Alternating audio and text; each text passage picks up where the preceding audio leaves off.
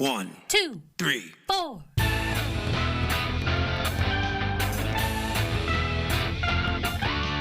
Monster movie. Fun time, go! Monster movie. Fun time, go. Monster. Movie. Fun time. Go! Monster movie. Fun time, go. With Precious D and Honeybee. Fun time, go! Hello, everyone, and welcome to Monster Movie Fun Time Go. I am your host, Precious D. And I am your other host, Honeybee. Welcome back. Honeybee, we got a little bit of news, a little kaiju news today. Ooh, hit me with it.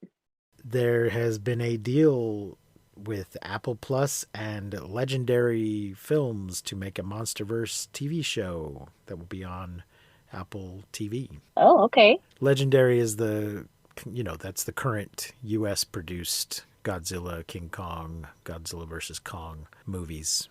So they're going to make a TV show in that universe that they're currently creating. Wow. Are you excited for this? I am, I think. Good. I think.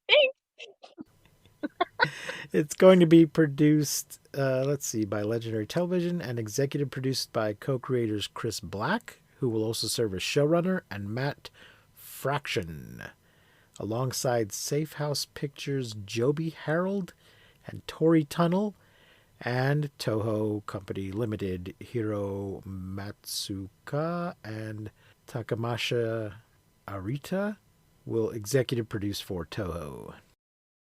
I'm getting this off of Deadline.com. Okay. So they are going to be expanding the universe in this show. I don't know if this means that there'll be a different monster every episode, or it'll just be some long story. I don't think they've said anything, but Cool. Will we do something about this? yeah, I think we'll do a special when the first episode airs. We'll talk about it. Ooh. We'll do a general. I don't think we'll necessarily do a breakdown, but we'll do a bonus episode where we just give our general review of it. I think the deal's just been signed, so I don't think they've begun production or anything yet. We still have a while yet to go. Yeah. Cool. Probably going to be at least a year. Nice. Well, maybe we can just keep you guys updated on kaiju news. So this week's movie is a Toho production. It is Varan the Unbelievable from 1958. It's black and white. 87 minutes. Directed by Ishiro Honda, with music by Akiri Fukubi, who generally does the music for these Toho things. Nice. The music in this one was a little different, I felt like. Yeah, there were a few times where I was like, oh. Oh, well, there's some theremin stuff in it, I think, that we haven't heard from Ifukubi yet so far. So what did you think? I don't have any budget or box office, but I think there's a reason for that. What's your general impression of this one?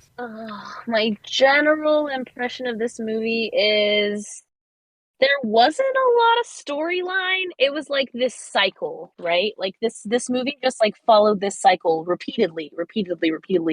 And it would be like meeting, map, figure shit out. Monster, pew pew, run.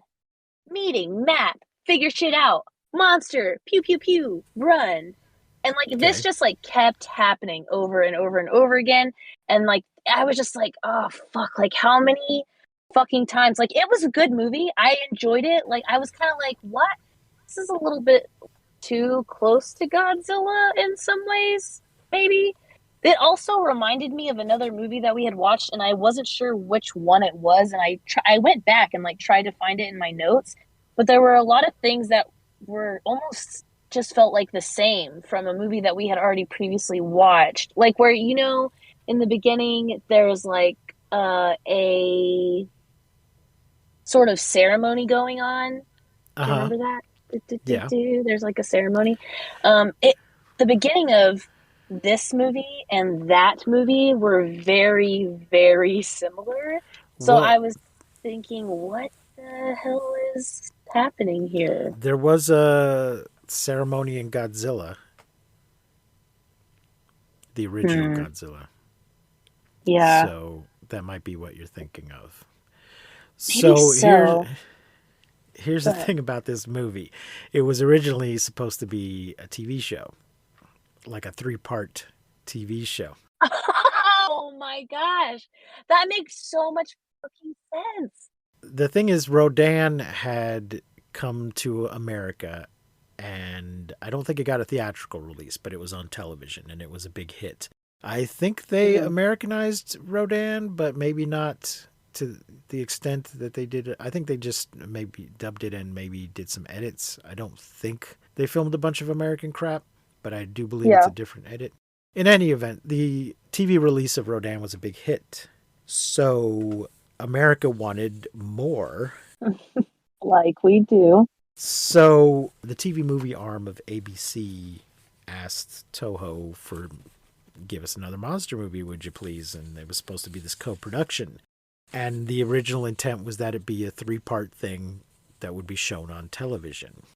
So they tried to keep it cheap. That's why it's in black and white, even though Toho had moved to color. Because at this point, most TVs were still black and white. What happened, though, is then the American company shut down. And so they decided to go ahead and finish the movie. I don't know if they were partway through the movie or hadn't started. But anyway, yes, suddenly it's not good. Yes, they had already begun production, I believe.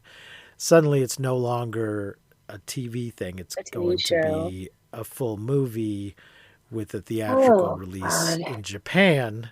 But had he known from the beginning that it was going to be a movie and not a TV show, he would have done it in color and there would have been A more money. linear.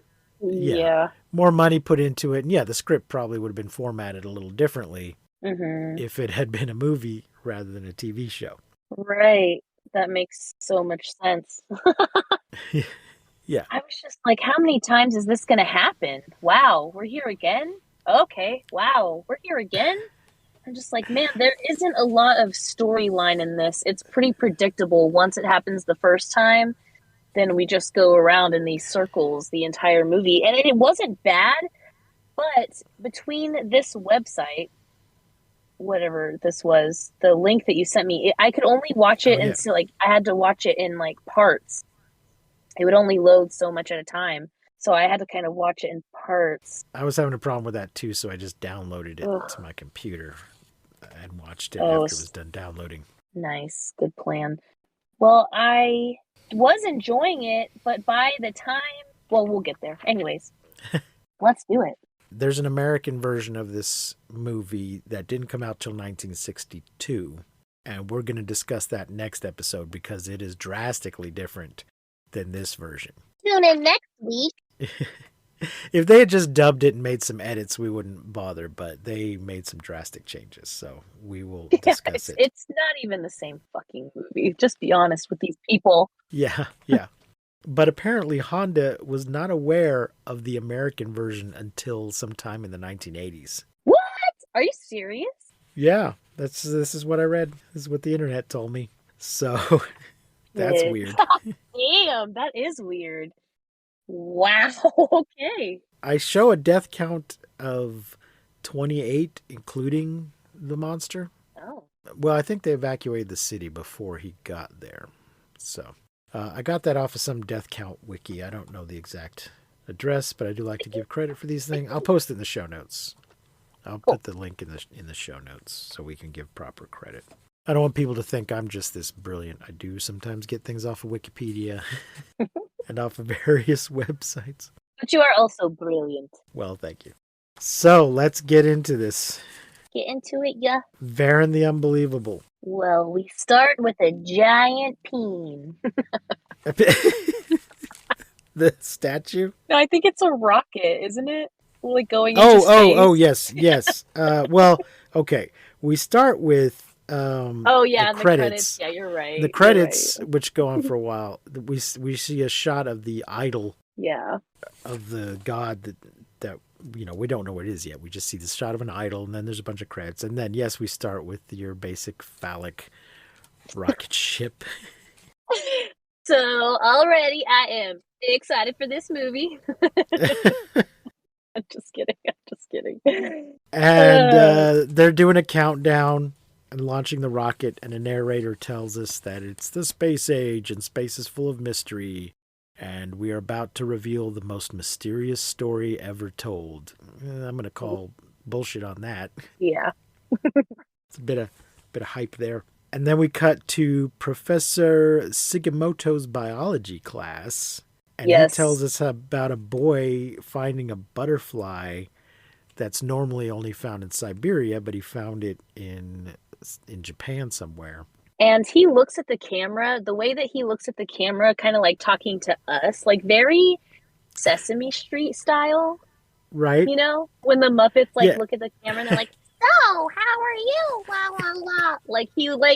He's kind of talking, and then he just like deadpans at the camera, very Muppet style. I think he meant to be talking to his class, but I don't think we see any of his class. No, we are the class. Yeah. Well, I think that's partly a budget thing. I thought it was. I was like, hell yeah! I thought it was very. I did like that. Yeah, Okay, yeah, I think they didn't have the budget to fill a classroom with a bunch of extras. So why didn't they use the extras that were the evacuation extras? You could have put some of them in there. Yeah, but anyway, two guys, John Leguizamo and some other guy, are dispatched to go look for the butterflies.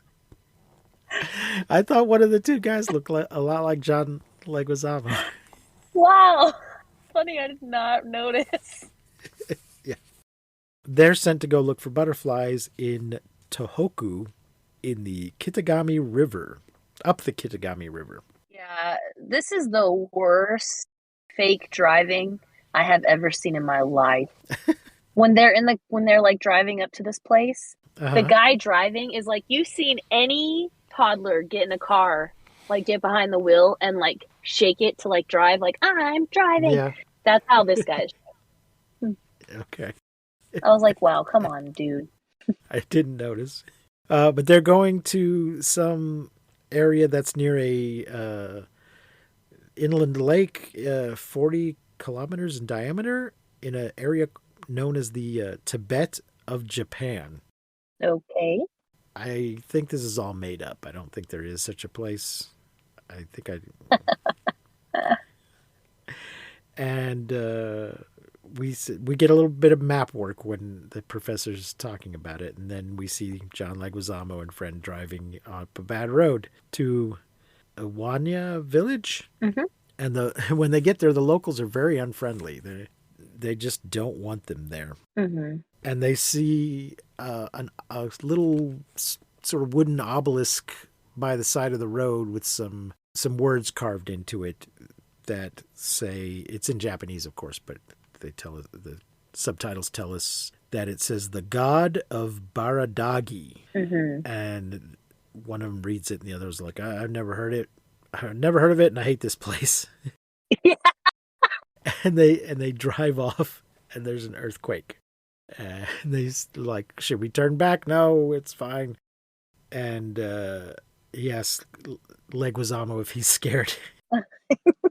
And one of them says it's too early for monsters. I'm sorry, do monsters only come out at night, I guess? I don't know why he says that. It's kind of weird. They go to the lake, and there's gas rising up off the lake. And they say the lake is not on the map, but the lake was clearly on the map when the professor was showing us the map just moments ago. I don't understand why they say that. That's hilarious. They hit something and have to stop to check the Jeep, and then instantly see the butterfly they're looking for. So lucky for them. And they get out freaking butterfly nets. I mean, it just seems like a cartoon, but I mean, those butterfly nets are in those cartoons for a reason, because I guess that's what you actually catch butterflies with. I guess so. I mean, I can't imagine what else you would catch a butterfly with. Yeah, it's just kind of funny seeing somebody actually do that, you know? One time when I was, I don't know, maybe we were probably like 8 or 9. Me and my brother were playing hide and seek, and we had made a butterfly net, or he had made a butterfly net with a broom handle and like some net. and we were playing hide and seek, and he was gonna catch me when he found me with the butterfly net. But I hid behind the door, and when he came into the room, I like jumped out and like scared him, like ah! And he smacked me baseball style, like across the face with that butterfly net, like I was a baseball, and he was just like whack. He was just scared. I scared the shit out of him. And that is the only run-in I've ever had with a butterfly net, but it gave me 2 black eyes. Okay. On one eye, I had like 2 bruises. Yeah, Wow. it's so funny now to like even think about it and remember it, just how scared like me jumping out from behind the door and him just like screaming and whacking me with that homemade butterfly net, which was a fucking broom handle. Yeah, I'll never forget it. Well, Good stuff. these guys actually catch a butterfly with their butterfly net and talk about its red spotted tail, and then they hear a roar and GTFO, and then there's strong wind out of nowhere. I will say also the monster's roar is chef's kiss in this movie. It's very good. There's a lot of wind and a landslide, and then cut to newspaper machines and a headline: "Who killed them? Baradagi?" and a picture of the 2 scientists or science students. Yeah, it says calls them 2 scholars. Yeah, killed in the scholars. mountains. Yeah, and then we go back to Professor Sugimoto's class. Before we go much further, I want to point out that for some reason this monster has 2 names. Yeah. I don't know why they felt they have to call him Varan when he's already got the name Baradagi. Yeah. It's strange. I'm going to skip ahead a little and just say when they cite him, somebody identifies it as a Varansaurus or something. And they start calling it Varan from that point on. But up until that point, they call it Baradagi, which is the name that the locals have given to this god of theirs. So I just don't, it seemed unnecessary for the monster to have 2 names. Yeah. But back at the professor's class, we meet Japanese Lois Lane, Yuriko, Yuriko-ka. and Kenji. Kenji-sa. And the police say the Jeep was crushed like a paper toy. The locals believe that Baradagi is real. And we find out that Yuriko's a reporter. This is why I call her Japanese Lois Lane. Not just because she's a reporter, but then it turns out throughout the movie that she's very Lois Lane. And she has her Japanese Jimmy Olsen with her, Horoguchi. And she says she wants to go look for this thing. We're planning to solve the mystery of the 20th century. It's going to be a big scoop. Wasn't one of the scholars her brother? Yes, she's there because one of the dead guys is her brother, but also she's a reporter. She seems more concerned about the scoop though than about finding out what killed her brother. She's like, what's left of my brother? And they're like, this is all that's left of him. And then she's like, yeah, that's why I joined the research party, and it's some other reason. Oh, because she's a reporter. Yeah. And I'm like, that's why? Not because he's your brother, but because of your job? Yep. She's all about her career. But Japanese Jimmy Olsen says that he will protect her, and Kenji wants to go too and asks, may I go? Kenji appears to be one of the professor's students, but also seems to be Yuriko's boyfriend. Yeah, or something like that. Or wants to be. He's also close friends. I mean, he's Japanese Clark Kent, except that he's not a reporter, but he proceeds to behave like Clark Kent throughout the movie, even acting like he might secretly be Superman, in that he has a tendency to... Oh, did that get your panties wet? What?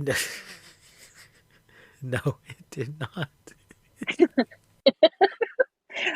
Well, for anyone who doesn't know, Precious is like a huge Superman fan. I am.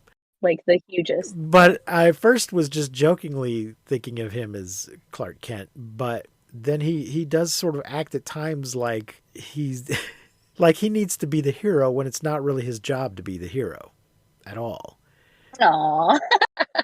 Well, I think if it was, because I think here's the thing, is if it was a TV show and you Mhm. only got like 30 minutes or whatever of each thing, then like that would make sense because each episode he would have to like prove that he's like the guy or Yeah, whatever. yeah. But I'm But just since it's saying a he movie, it's he just like, okay, bud. he kind of acts like somebody who knows he's not going to get hurt and charging into stuff when there are other qualified people right next to him who should be doing it. But you know, it's a Philo situation, but it's also he's secretly Superman. Mm. So we cut to a bus. They're on their way to the village. I want to know how far is the village. Don't know. No one goes there, and they get off the. Oh no, I'm sorry. They're getting off the bus because the bus doesn't go all the way to the village, Right. and the bus driver or bus stewardess or whatever she is, she kind of seems like she's a bus stewardess, not the driver. Doesn't. If you watch it, you'll see what I mean. She doesn't know how far the village is because no one goes there, but they're going to have to walk the rest of the way. And then Jimmy Olsen is scared by a bird. Yeah. And then by a kid in a mask. He's wearing a Baradagi mask and startles him. And they ask the kid a few questions, and then we hear Baradagi screeching. Mm-hmm. But he's hidden by the fog / gas. And run, it will eat you. Does the kid tell him to run? I think the kid tells him to run because No. Oh, maybe it is the kid. I know the dog gets loose and the kid starts running Yeah. after his dog. That's in a little bit. Then we cut to basically a service, a Baradagi church service. A bunch of the locals. It's weird. I don't know enough about Japan yet, but this village they're in is very much a sort of primitive jungle village, but it's not in the middle of, it's there in the center of Japan. Yeah. And I don't know if there really are little isolated groups with their own sort of culture separate from the main Japanese culture. I read something that indicated there was a little bit of this kind of thing. I don't know how common or accurate this is, or if they're just making shit up for the movie. But Yeah. these villagers are having basically a church service. They worship Baradagi. The priest is, part of his prayer is apologizing to Baradagi. We did not mean to intrude on your privacy. Mm-hmm. And then I noticed the sign had said God of Baradagi, but they're also referring to him as Baradagi, and I don't know if this is just a translation issue. I don't know I don't understand linguistically what that means. But the service is interrupted by Lois and Clark and Jimmy, and the priest tells them, no exploring. They want to go exploring. He's like, no. Yeah, he's like, didn't you hear that there were 2 people who died down here? That Baradagi has already killed 2 people? Right. And we're from the same institute, and this is where we find out that he's her brother. And then Kenji just mocks their beliefs. He comes charging into this ceremony, a total stranger, and then starts making fun of their beliefs and telling them they're primitive and superstitious. And, the priest tells him to get the fuck out. He's all like, have you ever seen him? And they say, you die if you see him. I mean, and then they hear a roar. No, I'm going to just stop for a second. This is just so inappropriate. And as a scholar, he should know better. Yeah. You don't just go into a primitive village of locals or natives or whatever you want to call them and start telling them your beliefs are all bullshit. Even if their beliefs are bullshit, you don't just do that. That's really rude. Yeah. But within the context... That's really rude. Additionally, though, within the context of this movie, their beliefs are not bullshit. They are 100% accurate. Real. Yeah, exactly. They are right, and everybody else is wrong. Yeah. So Kenji's kind of a dick. I mean, he's supposed to be our hero, but this is not at all appropriate. Right. But anyway, there's a big roar because Baradagi's real, and Chibi, the dog, runs off. And Gen, it turns out is the boy's name because his mother starts yelling for him, runs after, and into the forbidden area, which is designated and guarded by a very flimsy fence of just wood or bamboo It's just or sticks. something. Now, I was thinking of this in comparison to Kong Island, where there was a gigantic wall with it was still made of wood, but it was a big, fairly sturdy wall separating the villagers from the big, dangerous thing. And this is just a little homemade sort of garden fence made out of wood and vine tied together to designate the forbidden area. So, but the kid goes running off looking for his dog into the forbidden area, and his mother yells for him, and the priest stops her and says, "He is condemned, and you will die if you go in there." And she just cries about it. I think she's kind of a shitty mother. And she just cries about it. Well, I mean, mothers are supposed to want to protect their children no matter what. And she's clearly very upset. But I would like to think that most mothers would say, I don't care if that's forbidden and maybe I'll die, but my boy's in there and I got to go get him. No, she's just like, you're right, he's doomed. And she's like, I can make another one of him, but there can never be another one of me. But Kenji, because he's secretly Superman, has got to rescue the kid. So he goes. Yeah, and he's like, you guys, come on, we got to go rescue this kid. What are you doing? Yeah. And Hiraguchi, this is when we find out what Jimmy Olsen's name actually is, that it's Hiraguchi, because somebody says it. And they open the gate and go in. And I wrote, why is there a gate? Because, yeah, it should be something a little better than that. Oh, yeah, if it's forbidden, I wrote, why is there a gate? Because there's a fence, but there's a gate in it. But if it's forbidden, why is there a gate? Because you're not supposed to go there. You're not supposed to go in there. It shouldn't be easy to just open the gate and go in. They should have built. You know what I'm saying?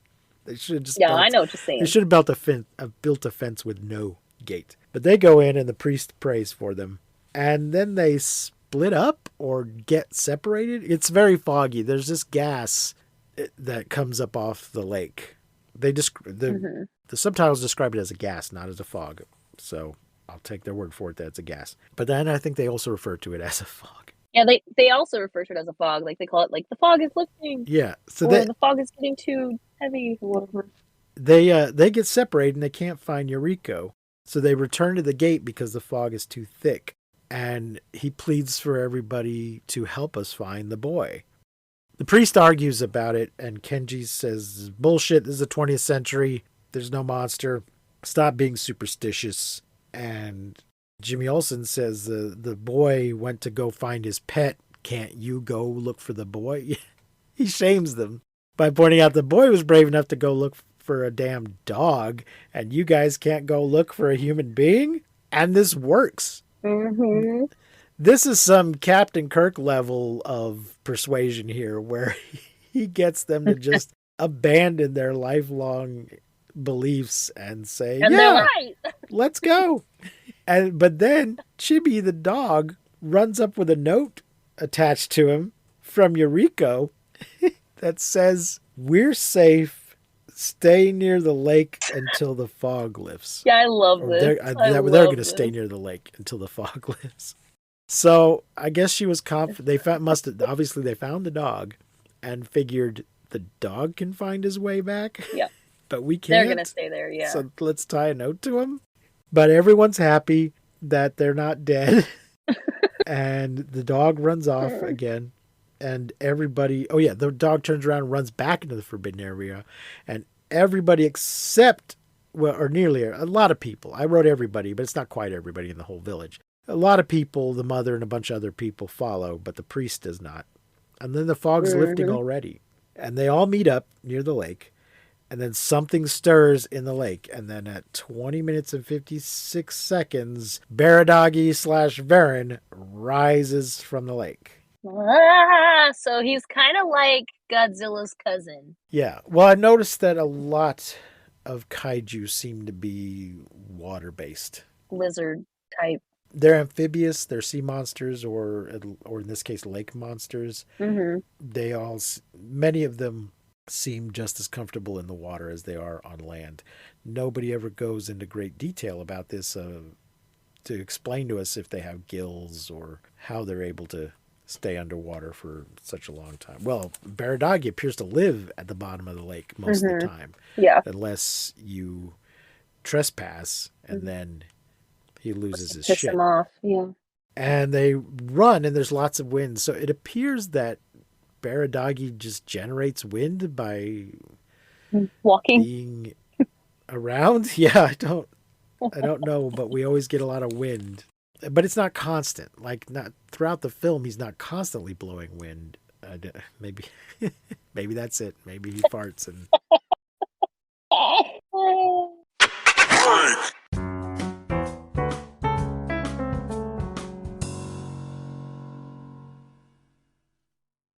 So they run back to the gate, and the priest is shaking his little holy plants. He's got like a little bundle of reeds or branches or something that he was using in his ceremony, and he starts shaking his holy plants, and some guy shuts the gate as if the gate is going It's gonna do shit, yeah.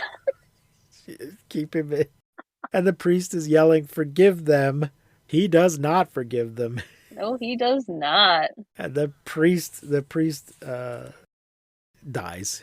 Yeah. It's one of those things where, the camera zooms in on him as he screams, and we don't actually see him get stepped on, but we can all assume that's what happened. And Kenji takes pictures, and I wrote, WTF, Jimmy. Why isn't Japanese Jimmy Olsen taking pictures? That appears to be his job. Nobody explicitly says if he's a reporter or a photographic reporter or whatever, but he's he has a camera. He's obviously Jimmy Olsen, but he's not doing his job. Kenji does everybody's job for them. I don't know. And but here Kenji says it might be a Varan. Yeah. Unbelievable. It can still be alive. So there's our title, Varan the Unbelievable. Unbelievable, it can still be alive after millions of years. Is he assuming that this specific Varan is himself millions of years old? Oh. And not just that the species is not extinct, and you know what I'm saying? Dang. He doesn't assume that it turns out they're not extinct after all. He seems to be saying that this particular specimen is millions of years old. Mm-hmm. I mean, that appears to be the case with Godzilla, except that there are more than one Godzilla, so there must be a breeding stock somewhere. I don't know. Obviously, they don't think these things through. They just... Somebody says, you have to believe now he killed my brother. Oh, yeah, it's Yuriko, yeah. Yuriko must say that. And they talk about how he would wreak havoc on a big city. Let's report it. Yeah. And everyone runs. Yeah, and then Varan goes down to all fours, which he's not on 4 feet. It's actually a man in a suit, and on his back legs, he's just on his knees. Just scooting around on his knees, scooting around on all fours. Wink. He kind of looks like a horny toad a little bit. Oh, okay. Yeah. I was going to say he appears to be sort of based on a stegosaurus. Oh, yeah. Okay, yeah, because of the spikes.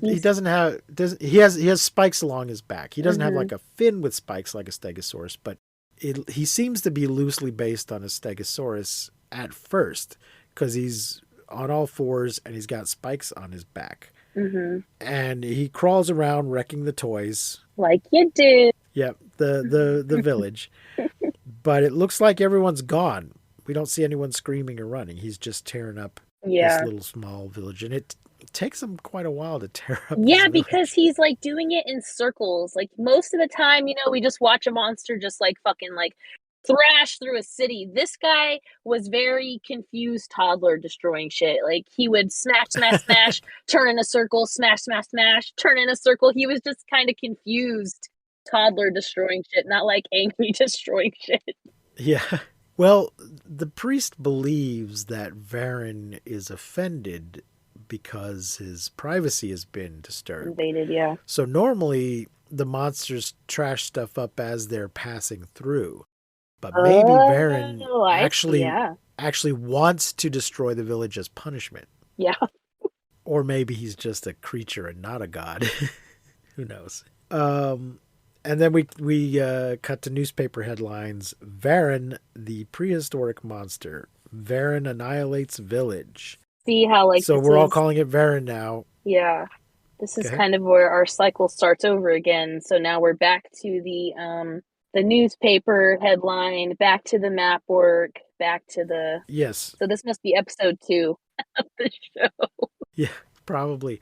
Back to Professor Sugimoto's class. And they say that Varan is a Varanopode, which is bullshit. Renopode. There is no. That's just like was it in Rodan? This is a made up dinosaur. There's no such thing. Yeah. Well, I think Rodan was And a it pterodactyl, lived. wasn't he? He was like a. He's I can't remember now if they actually say that he's a pterodactyl, but he's obviously some sort of pterodon. Yeah. They say he lived 185 million years ago through the Triassic, Jurassic, and Cretaceous periods. I don't know if there's any dinosaurs that actually existed in all three of those periods. Those are separated by millions of years. Mm-hmm. So that's a pretty strong Yeah. life form if it can continue uninterrupted through three different prehistoric periods like that. And then Mr. Majima enters with two guys from the defense agency, and they say this is a serious case, and they're worried that Varan will attack a city. They're like, we've seen this before. He's got to destroy a city soon. Yeah. Well, that's okay. So you asked me this in Rodan, and this is the same situation because Right. Varan, in this movie, Varan appears to Like a standalone. exist in an independent world. Yes. Mm-hmm. Although somebody does make a casual mention of monsters, but Yeah. it's a standalone movie with no reference to Godzilla or Rodan. But Varan will appear again briefly in Destroy All Monsters, but it doesn't seem that he, as yet, was in any other thing. Maybe he'll show up in that new legendary Oh, TV series we talked about. yeah, maybe so. I mean, if it runs for a while, they're going to want to do every monster they can, probably. So they're worried he's going to attack a city, and they're already sending troops to the area. And will you come with us? Because Philo. And we cut to a truck driving to the village, and tanks also. Trucks, multiple trucks. There are multiple army trucks and tanks. And it looks like the villagers are trying to clean up the village. And the three investigators and the professor arrive at the lake. And it appears that Varan went back into the lake after attacking. And the chemical squads are on their way to drive him out? Why? To lure him out, I mean.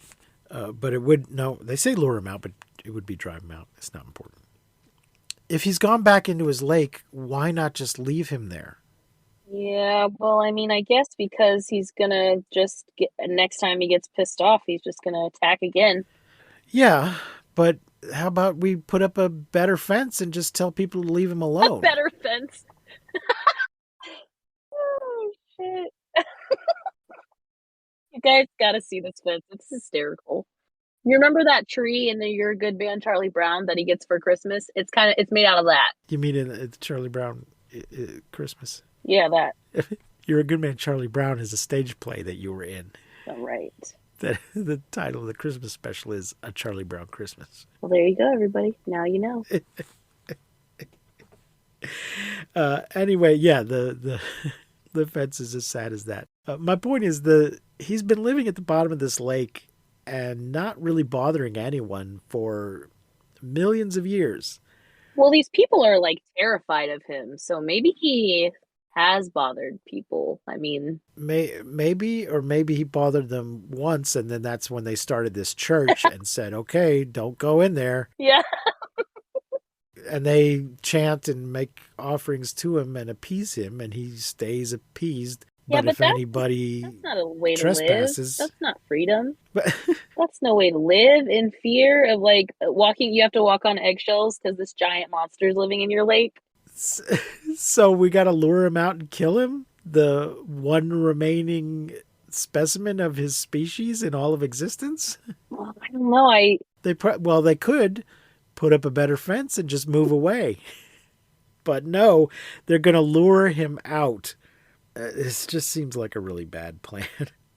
Jimmy brags that he is scared by what? Something about a rock? What? What the fuck did I write here? I have no idea because my next note is target's been hit, and then I put, did Eureka shit herself or did she just sit in dirt? Why is she wearing white pants? I know what I wrote. I left out a comma. Jimmy brags about. It's not Jimmy. I'm just gonna keep calling them Lois and Jimmy and Clark. He brags about how tough he is, but then somebody throws a rock, at him, not directly at him, but near him, and he gets scared by it. You know what I'm saying? Yeah. They just toss a rock near him, and and it hits, and he gets startled because he's a chicken shit. The defense force sets up weapons. The village has been evacuated. They do some map work. Varan is probably at the bottom of the lake. We see some more unpacking of weapons. A soldier explains the shells contain chemicals that dissolve in water, and they launch the shells.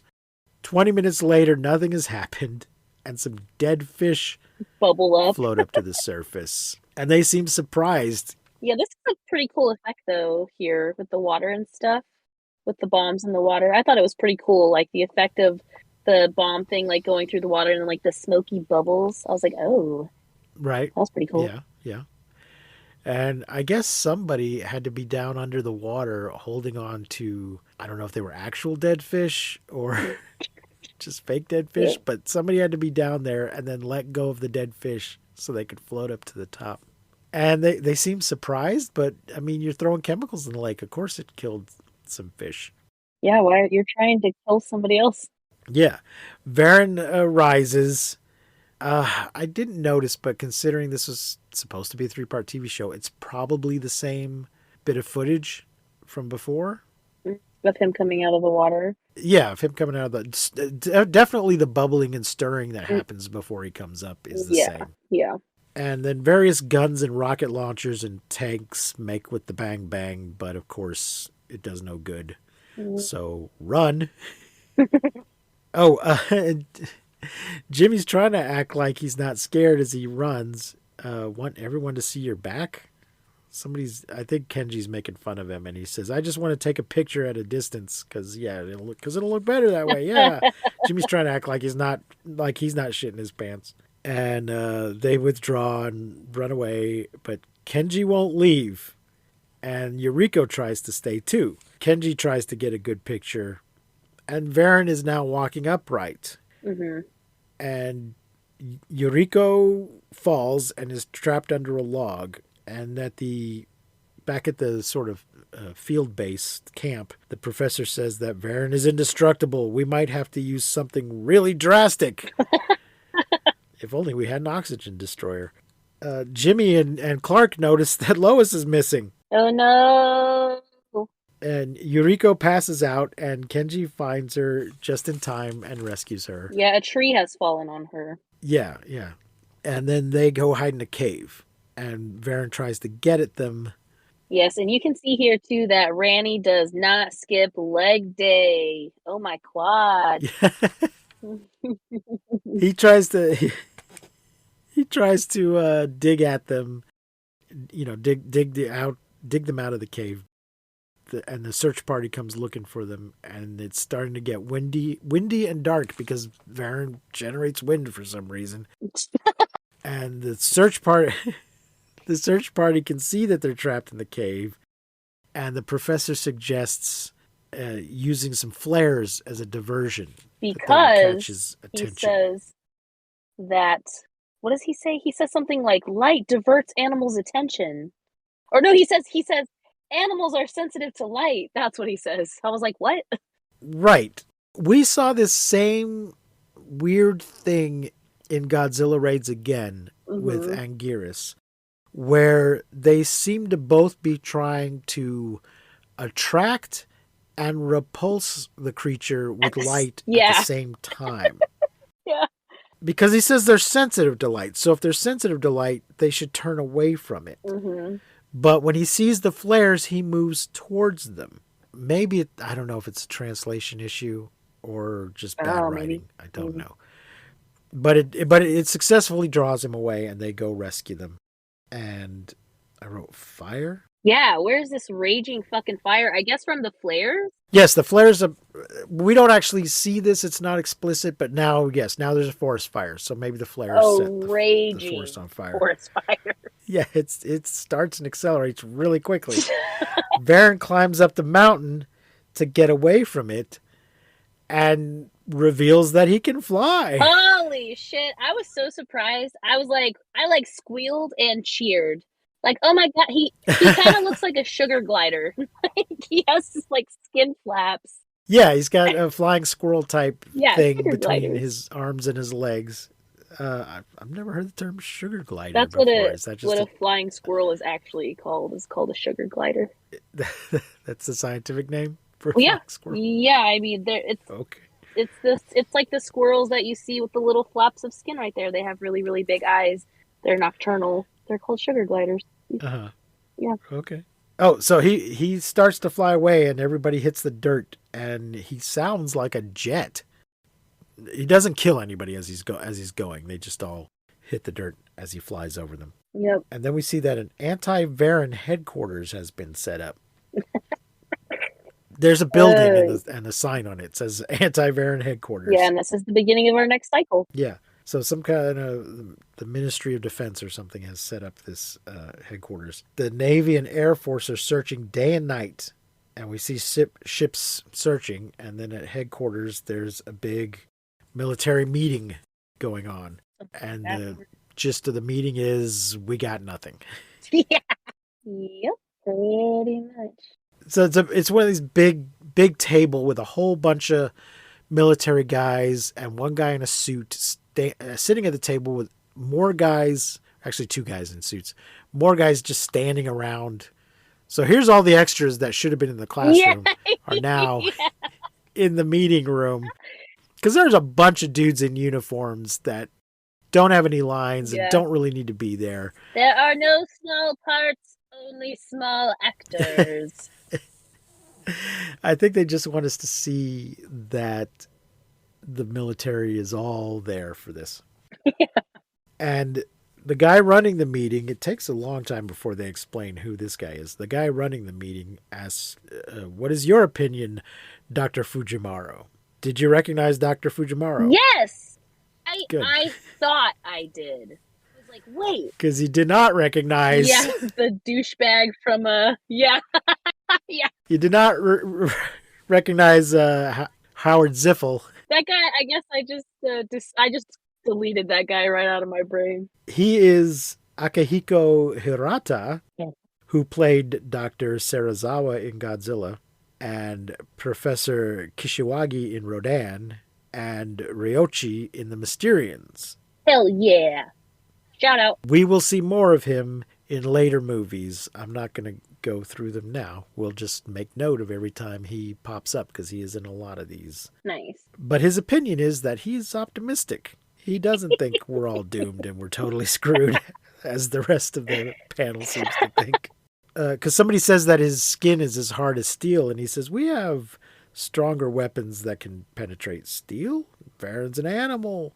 Don't think his skin is stronger than steel. And Professor Shirazawa is much more pessimistic and needs more data. And he's very low key. I don't know if he's just a bad actor or if this is a choice.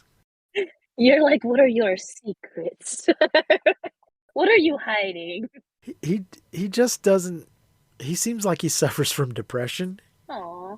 You know what I mean? He just doesn't seem as excited or scared or anything. Like in the beginning when he's talking about this butterfly, he should have been very excited about that. This is very interesting. This butterfly shouldn't be here, and yet it is. That's scientists live for that kind of shit, even if it is just butterflies. And he's just kind of like, "Hey guys, guess what? Somebody should go look at it." And now he's like, "Well, I don't know. The thing seems pretty bad to me."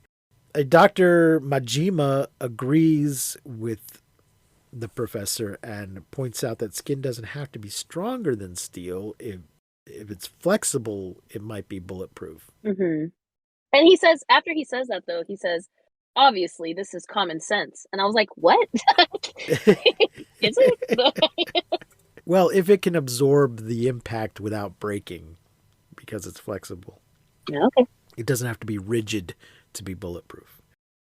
And we cut to a helicopter and ships and a small fishing boat having a bad day. Yeah. Which is about to become An even the worse worst day. They're not catching much fish, and they're pretty annoyed about it. And then Varan rises up and destroys it, and there's lots. This is the first music thing that like I kind of noticed. The music here, it's kind of like Jaws music. Like it's not like da-na, da-na, but it's like it's kind of like dun-dun-dun, dun-dun-dun, dun-dun-dun. Like it was a very Jaws-like, but a little too happy. I was like, I'm not sure that this music really fits here. It was kind of weird, but I kind of felt like, wow, I feel like maybe this is where Jaws music like got its idea, because it was very similar in a way. You'll have to go back and look at it. Okay. Yeah, I did not notice that at all. Yeah, there's two parts. This is the first one that I noticed, and then in a little bit there's this other like music that comes up. It's very like Indiana Jones. I think you tend to notice the music more than I do. Yeah, I think so. So there you go. Maybe so. At the HQ, we get a report of Varan's location and some map work. And planes, and Varan is in the southwest move out. They find him and they commence a rocket attack. Rocket bomb! And Varan sort of speeds through the water at this point, just zipping along. Sideways though. He's going sideways. I actually wrote down. He is? Yeah, I just wrote down, I imagine him on his tippy toes going slow motion through the water because he's just moving sideways through the water like beep, beep, beep, beep, beep, beep, beep, beep. You can't see the bottom of him, of course, just the top of him. No. Then he comes up out of the water a little bit and swipes at the planes, and then one of them just kind of crashes right into him. Yeah, he says, "Not my house." Smack. He doesn't really reach up and smack it so much as it smashes into his face. He's trying to grab it, but he doesn't have to. It crashes right into him. At HQ, a pilot reports over the radio that Varan has submerged and took several direct hits, and he must be wounded. He's not wounded. Professor says based on this, Varan will attack where we least expect. I don't know why based on this. I don't know what that means. Oh, he might just mean based on where he just attacked. That was someplace unexpected. So therefore, we have nowhere. We didn't. He ended up someplace we didn't expect. So his next place will probably also be someplace totally you didn't unexpected. expect. Maybe, I guess.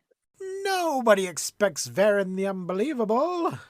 Cut to the battleship, and Varan is lurking underneath. Yeah, he's like hiding behind like a big rock, I guess. And he really looks like he's hiding down. It there. really He's does, kind of yeah.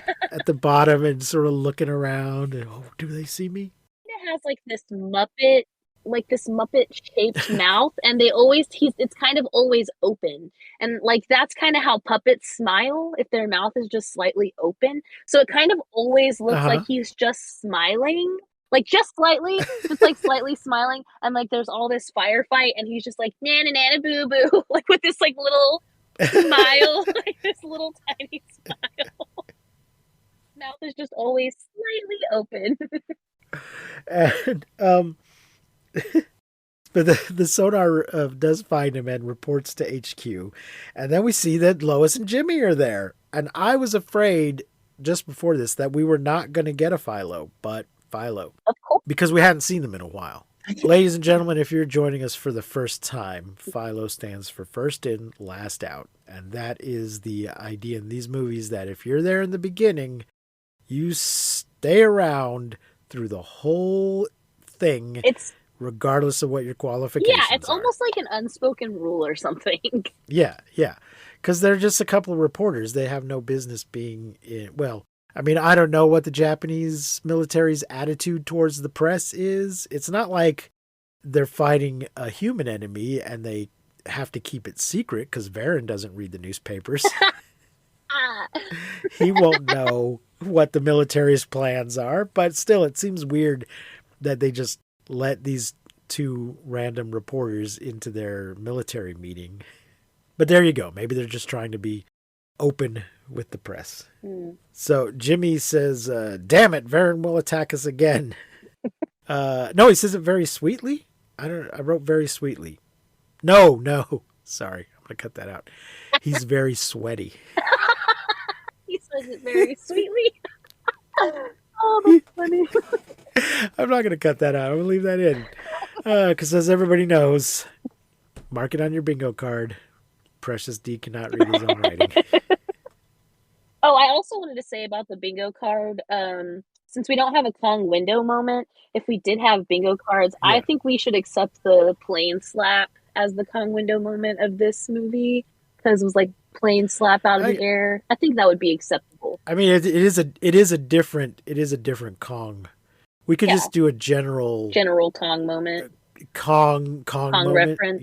Yeah. There's a couple of different. Yeah. If he picks up a person in his hand, if he looks through a window or swats a plane. Yeah. I'm gonna make these bingo cards and at some point put them up online. Oh yeah. There's some stock footage, which is a square on the bingo card, of ship stuff, loading guns and things. But it's very obvious because it's a low budget. It's very obviously some stock footage of the Japanese Navy. Yes. There's a lot of shooting. Varan is hit and goes under. I wrote right here for some reason. I'm not sure why I wrote this, but I wrote, I really like, what is this? I really like Varan's fingies. Varan has really long His fingers. fingies? Yeah. Yeah, he has really long fingers. The radio reports to HQ that Varan is heading toward Uraga Channel, which means he's going towards Tokyo. Yeah. And fucking Lois wants to get a news helicopter and go take pictures. Yeah. But then she never does get a news helicopter. She tries to order one up and apparently is told no. Perry White back in the office must have said, "We don't have the budget for you to take the helicopter out." More boats shooting, no good. I was sure she was going to get in a helicopter and get in trouble and have to get rescued by Kenji, Super Kenji, but nope. Nope. But the boats are shooting, and of course it does no good. And then at HQ, some random soldier guy suggests wanting to use depth charges. Some guy who's had no lines up until this point and has no name says, we should use depth charges. Now, I appreciate a military or corporate structure that's willing to take ideas from anybody and where people feel comfortable in speaking up if they have an idea. But who the fuck is this guy? And why didn't one of the generals think to use depth charges? The radio tells us that Varan is now headed towards Tokyo Bay. And the boss, who says okay, but I'm not sure who this boss is. He's not in a uniform. We saw him at the meeting earlier. He's in a suit, some kind of minister of defense or so. We eventually find out he is the defense agency director. I don't know anything about Japanese governmental or military structure, so I don't know if defense agency director is a real title. It seems like he should be minister of defense, but as I say, I don't know what their structure is. But nobody says his name or title at any point. They just say sir. Mm-hmm. So I just found that odd that it was not clear who he was and what his job was.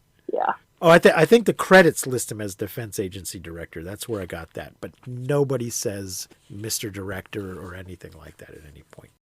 We get more stock footage.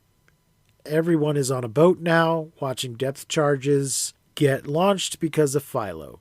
They're all there. Lois and Jimmy are embedded reporters now. They get to go out on missions with the military. They're war correspondents. But why is Kenji there? Kenji is there too. He is not a reporter. He's just a scholar. He's not apparent. He doesn't appear to be an expert on varanopodes, or I don't know, maybe the fact that I knew what it was. It's just pure Philo. There's no justification for him being there. He's just there because he was there in the beginning. I just find it annoying sometimes when they don't bother to even address it. Varan is still alive. Trucks and tanks roll out. At HQ, there's more map work. The reclaimed land at Oi has been alerted. I don't know what that means. If I were Japanese, I guess I would. Evacuation of coastal areas. Oi is a river or something, but I don't know what they mean by reclaimed land. I couldn't find out what that was about. There is not quite panic in the streets, just sort of light jogging in the streets. For the evacuation? Yeah. People aren't running and screaming yet. They're just sort of trotting along casually as the PA announces that Varan is approaching. Please evacuate immediately. The PA very politely asks them to please evacuate immediately. Well, maybe that's just a good stay calm agent. Everyone be calm. Sure. See how nice I am being? Yes. Please move in an orderly fashion. The fuck out of the city. HQ's been moved to Haneda Airfield, and let us know when you're ready. I'm not sure who's supposed to let who know. At HQ, someone asks, Dr. Fujimura, I hear you've invented a powerful explosive. And I wrote, in all caps, WTF, exclamation point. They just sort of casually bring this up as if they're, well, while we're waiting, just have a nice conversation. Oh, by the way, doctor, I hear you've invented a powerful explosive. And he very calmly says, yes, but it's not ready yet. It's intended for dam destruction. Then one of them is like, oh, well, why don't we try it? And he says, it might not work. It's designed to blow shit up from the inside, not from the outside. And I'm like, why is this coming up just now? Why was this not mentioned earlier? But then we get a film presentation. Yay! A film inside of a film. Check it off the list, baby. Just out of nowhere, though. Dr. Fujimura just had a film presentation ready to go just in case somebody should happen to ask him about his experimental explosive. Yep. At any time, someone please ask. He just, I don't know if he even pushes a button or waves at somebody, but a screen comes down. He raises something. It's like he raises this, like, it kind of looks like a picture. And all of a sudden, just behind it is like a projector screen. Like, you didn't even know it was there. He's like, oh, I thought you'd never ask. Yes. And they start, it's a presentation of the experiments of the explosive, which is 20 times more powerful than dynamite, and it blows up the side of the mountain of a mountain in the film. But unless it's inside Varan, it's not going to do any good. This makes no sense to me. An explosive is an explosive. Yeah. How?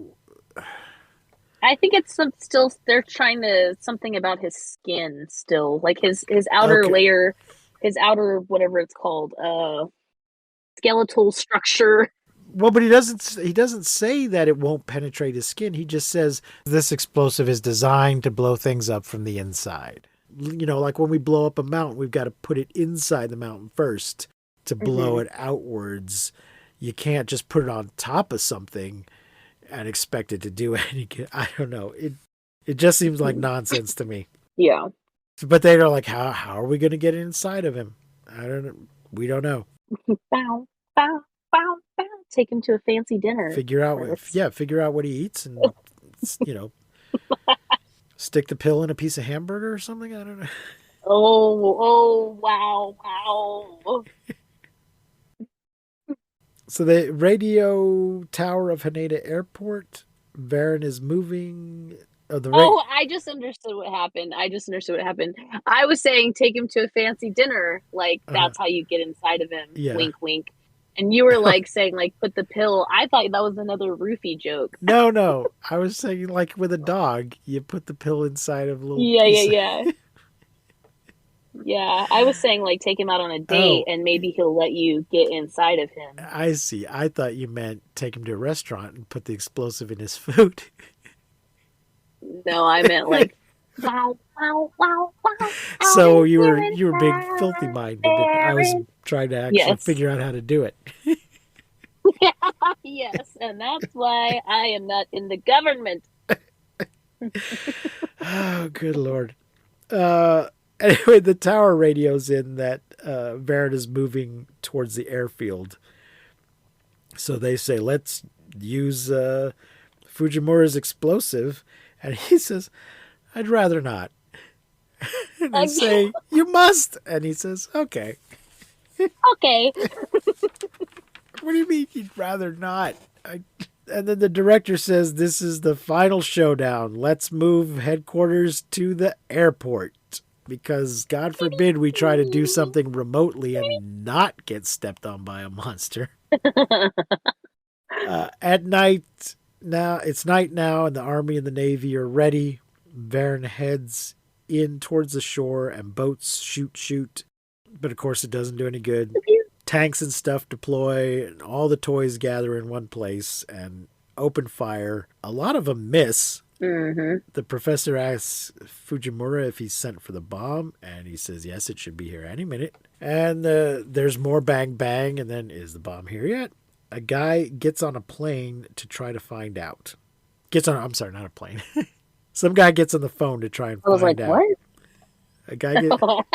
A guy gets on the phone to try to find out if the plane's here, and Kenji goes to check. Because it's not his job to do that, so of course he's going to go do it. And Lois follows and Jimmy follows, and there's more shooting. Varan's almost ashore. A couple of soldiers with binoculars turn to each other and say, let's go. I was confused. I didn't know who these guys were, but I think they're the two guys that came into the professor's office earlier on. Okay. I was wondering because to me, I was like, aren't these the guys that were on the boat earlier, just in different costumes? Because it looked like the same two guys who were like the fishermen. I'm not sure. I just think they might have been the guys who came in to ask for the professor's help earlier. Because it just seems like we're supposed to recognize them, but I didn't really. But they decide to go. Like they're in a position to do something. I don't know. But meanwhile, Lois and Clark and Jimmy are outside waving down the bomb delivery truck. And then the two soldiers get there. The two guys I was just talking about get there as well. And they tell the drivers to take the trucks down to the shore. The drivers see Varan approaching and they say, fuck no. Hell no. So Kenji, even though there's two soldiers there, Kenji jumps in the truck and tells Jimmy to hold the detonator. The detonator is connected to the explosives with some wire that are apparently is on a spool. So if Jimmy just holds it, it'll spool out behind the truck as Kenji drives it up towards the beach, which he does. Mm-hmm. And then he parks the truck and runs away back towards everybody else, trips, but gets up. He's okay. And then they blow up the truck right under Varan's crotch. And Varan yells, my balls! Kablooey! And falls down. Very... But then he gets back up again. And there's more shoot. Also, we see the bottoms of his feet right here, and they are just like the soles of a shoe.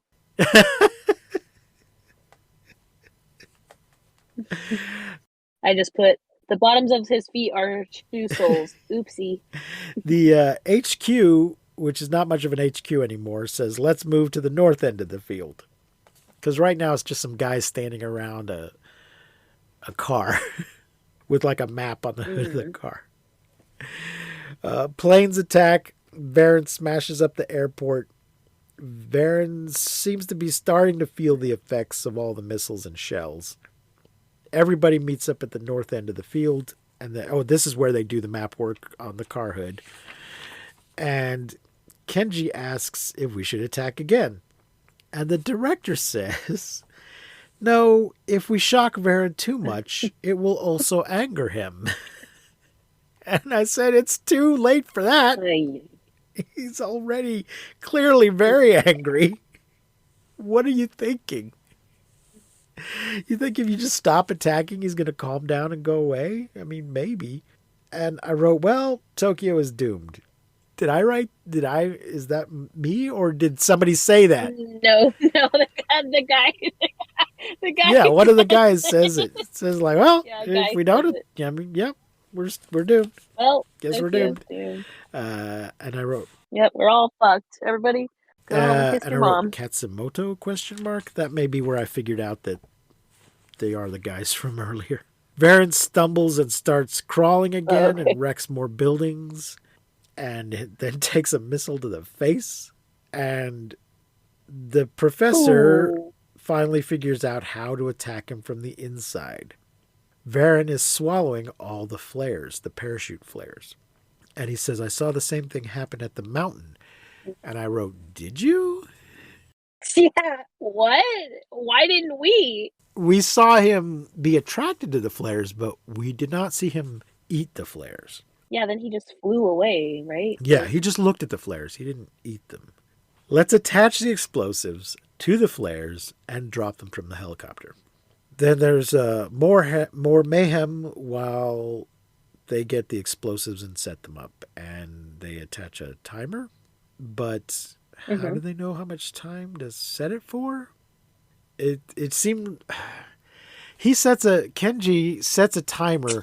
but does not communicate with the helicopter pilot to tell him, okay, I've set it for this. You have this amount of time to drop that flare. So even if you're not in position, you need to drop this flare before the timer runs out or it's going to blow up your helicopter. He just sets the timer and closes the box and then loads it up. The planes are ordered to make way for the helicopter and the copter takes off and somebody asks, when will the bomb goes off? And he says, well, I set the timer for 30 minutes. It's been 15 minutes, so 4:50. And this is where I wrote, did he tell the copter pilot how much time he had? No, he did not at all. Flares drop. There's 7 minutes left now. Gulp. The planes hold their fire. Multiple flares drop. He eats them. Hooray! I noticed there was a parachute hanging from his mouth. Stuck. Because he's eaten the flare, but not the whole thing. So it's just hanging off of his mouth. And then he has a little tongue in there. And then he heads out to sea. Everyone goes running down to the shore to watch. And Kenji says there's still another bomb inside. Yeah, well, one goes off first. The one in his, he goes off. One goes off, but it doesn't kill him. And Kenji says there's still another one inside. How do you know, and why isn't it going off at the same time if they're going off from timers and not just from, hitting him? Yeah, I just at this point wrote, fucking die already. Good God. Yeah, fuck. they're running, but they're still running while they're having this conversation. Sorry, I wasn't clear about that. Kenji asks Lois if her feet hurt, and she say, nothing hurts more. Let's go take a picture. Yeah, she says, nothing hurts in this moment. I feel like they didn't really, it was rushed. It was supposed to be a 3-part thing. They didn't really address... She should have a real sense of vengeance. The thing killed her brother. And I think they're trying to say at this that I don't care about my feet hurting. I want to see that fucker that killed my brother blow up. But it doesn't really quite come through.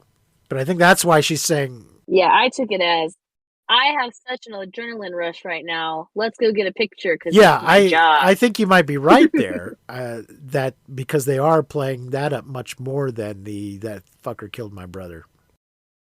She Brother really just sister cares thing. about. She's Yeah, just Lois Lane. All she cares about is the picture and the scoop. gotta get her story.